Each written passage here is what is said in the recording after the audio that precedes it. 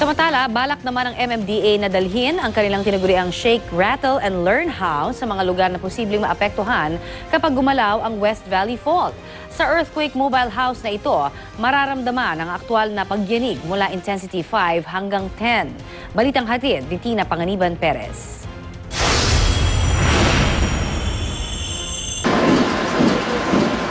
Mas malakas pa sa pagyanig na ito ang inaasahang mangyayari kapag gumalaw ang West Valley Fault. Babala ng PHIVOLCS, posibleng mahigit intensity 7 na lindol ang mararamdaman kung sakasakali. Yung seriousness ng implications ng sinabi ni Director Solidum, talagang dapat seryosohin yon. Para talaga maintindihan, ipakita natin yung actual earthquake experience. Sa Shake, Rattle and Learn House na ito sa opisina ng MMDA, mararamdaman ang aktwal na pagyanig mula intensity 5 hanggang 10. Pero kadalasan, ang mga bumibisita rito, mga estudyanteng nag-field trip. Kaya ang balak ng MMDA, dali ng Shake, Rattle and Learn House sa mga pinaka-maaapektuhan pag gumalaw ang West Valley Fault. 72 mga barangay sa Metro Manila, Rizal, Bulacan, Laguna at Cavite ang dinaraanan ng West Valley Fault. Ang purpose natin to, magkaroon tayo ng actual experience. So yung gagawin nating earthquake mobile house, truck mounted yon, iikot natin unahin natin yung mga areas na tatamaan ng West Valley Fault. May maliit na sala sa loob ng Shake, Rattle and Learn House.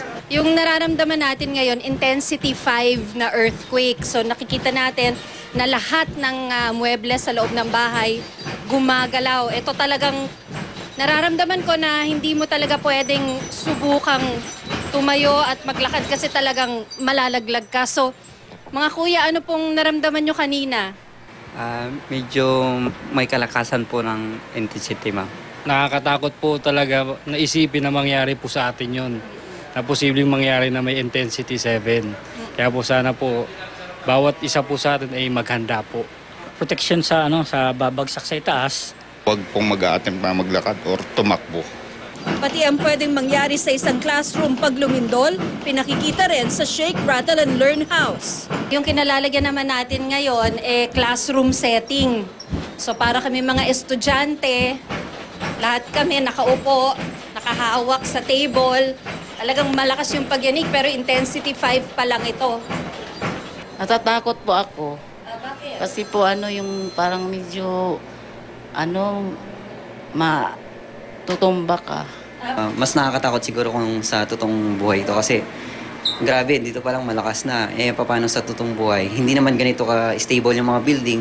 Nakakatakot po sa akin lang po. Wag naman po sanang malakas kung sakaling dumating dito sa atin. Ayan. Sa Huwebes, nakatakdang ilunsad ang Mobile Earthquake House. Lunes hanggang Sabado ito iikot. Yung kaligtasan ng lahat, buhay ang pinakamahalaga. Tina Panganiban Perez, GMA News.